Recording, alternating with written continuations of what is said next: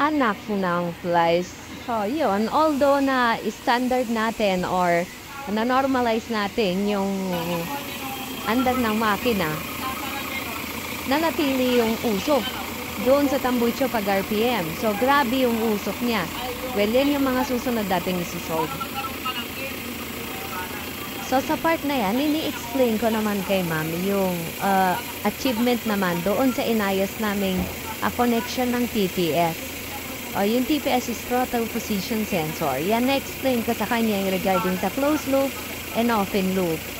So, ipinakita ko pa sa kanya yung difference na nagpa-function na throttle at saka sa hindi nagpa-function na throttle. Kasi before, ang throttle is naka-open lang. Nag-i-stay siya sa open loop, hindi siya pumupunta sa step 9 or closed loop. Ang closed loop kasi sa off. So, merong step yan na 1, 2, 3, 4, 5, 6, 7, 8, 9. Later on, sa mga susunod na video, ipapaliwanag ko yan.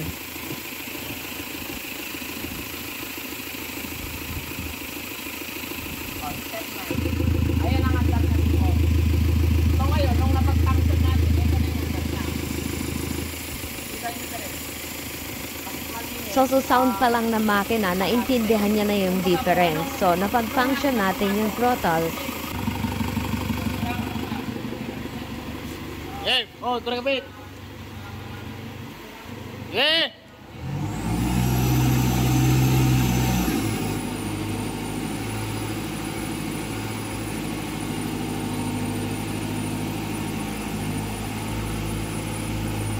Wala talaga, mausok pa rin. Nung time kasi na yan, hindi pa namin alam yung issue na nagka-issue siya before sa turbo. Na-normalize na natin yung engine, fine-tuning na lang tayo. Pero hindi pa namin alam before na napalit ng turbo.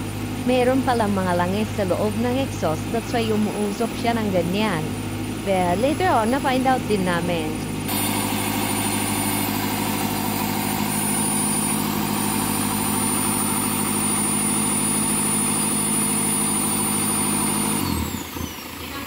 And then we found out na natanggal ang thermostat. Ayan, tinuturo ko siya sa part na yan. Natanggal kasi hindi siya umabot sa normal working temperature. Masyadong mababa yung temperatura ng coolant. Kaya guaranteed natanggal yan ang thermostat or sira na ang thermostat. Ipuprove ko yan sa part na yan.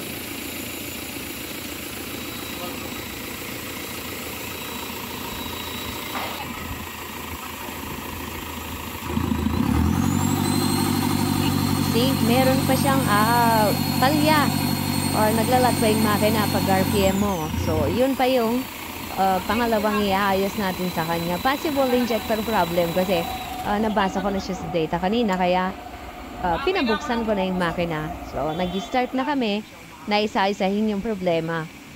After namin ma-normalize yung andar, fine-tuning naman kami yung mga detalye like hindi consistent na bigay ng mga injector sa chamber kaya nagkukos ng pagpalya sa makina. Yan yung mga susunod nating aayusin. So, ang kinandak namin dyan is injector rehabilitation. Hindi kami nagpalit ng bagong injector. So, uulitin ko ang standard procedure or ang standard solution sa ganyang issue. If ever man na nagkasira ng injector is replacement of brand new NOEM na injectors. Alternative lang kasi yung injector rehabilitation. Hindi siya standard. So sa data natin, it's either sira yung thermostat or tinanggal yung thermostat. Tinanggal yun ng overall niyan. Tinanggal ng overall niyan. Kadalasan tinatanggal nila, hindi nila. Positive. Wala na siyang thermostat, mamulok. Wala na. So identified natin yan sa data. Sa data pa lang alam na natin kung may thermostat yan o wala. Kailangan niya maglagay ng thermostat. Tinanggal ni Mang Kanor. Mang Kanori. Nababasa kasi natin. Gawin natin, i-rehabilitate yung injectors. Tapos i-restore natin yung thermostat. I-restore natin itong TPS na yan. Yung sensors na yan.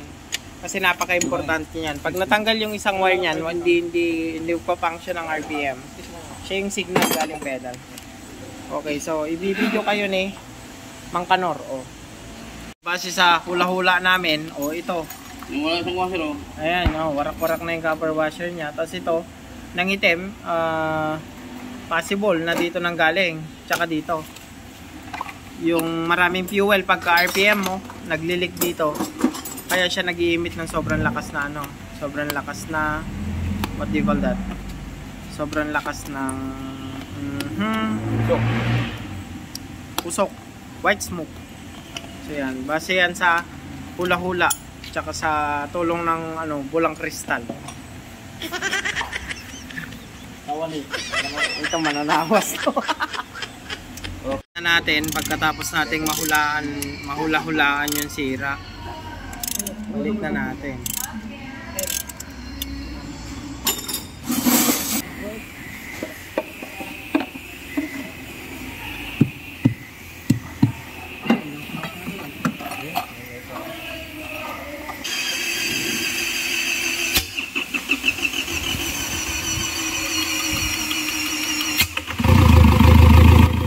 So, ayan na siya. Pagkatapos namin ma-rehabilitate yung injector, ayan na, nagkama pa kami sa ganyan solution.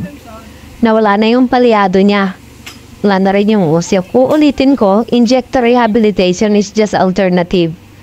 Ang standard procedure is palitan ng bagong injectors. Kumbaga, pinapahaba lang natin yung buhay ng injectors.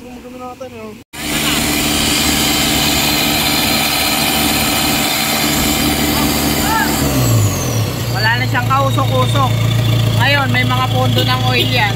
Pag dumaan yung exhaust dito, dun siya umuusok. Pero ngayon, wala na. Pwede na tayo magkwentuhan dito. Kahit gaano kataas yung RPM. So, nilip na natin yung sasakyan for details. So, yan, nakalip na. Kapalit tayo ng filters. And, meron pang tumatagas. Meron pang tumatagas sa part ng silaw. Yan, gagamutin din natin yan. May filter na tayo, brand new. Tinanggal natin yung exhaust para malinisan. Ito, tinanggal na natin yung buong turbo para makita yung tagas. Shoot, mare. May tagas nga. Yun, walang gasket. May gasket siya sa kabila. Sa kabila, wala. Sa kabila, wala. Tsaka maluwag sa kanina, mare.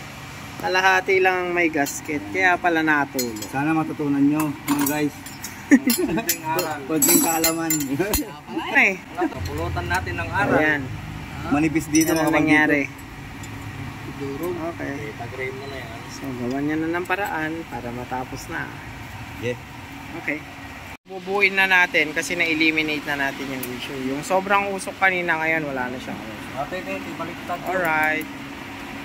Tinatnan natin kaninang lasog-lasog, lamog-lamog. O, eto na siya. Na-finish na. Then, start mo. Napakos. O, ang ganda na ng start. Wala na yung usok. Medyo maingay kasi for cleaning yung exhaust niya. Pero wala na siyang usok. Kasi may mga oil dun sa exhaust line. O, atras nyo. So, eto na siya. Good na good. So yun, ganyan natin tinapos yung trabaho. Nagsimula tayo from scratch. Napaandar natin, erratic idle. Nag-RPM siya ng voluntary. Palyado yung makina, mausok. So sinold natin lahat yan by means of proper assessment and data interpretation. Bago tayo nagbukas, identified na natin yung problema. Lahat ng pinalitan nating parts, sira. Hindi tayo nagpalit ng parts na gumagana. Identified lahat kung take note, wag na wag tayong gagalaw ng parts na hindi natin identified na dun yung problema. Katulad ng nangyari dito, muntik nang mapalitan ng ECM na hindi naman pala yun ang problema. So thank you for watching. Bye-bye! And I think to myself, what a wonderful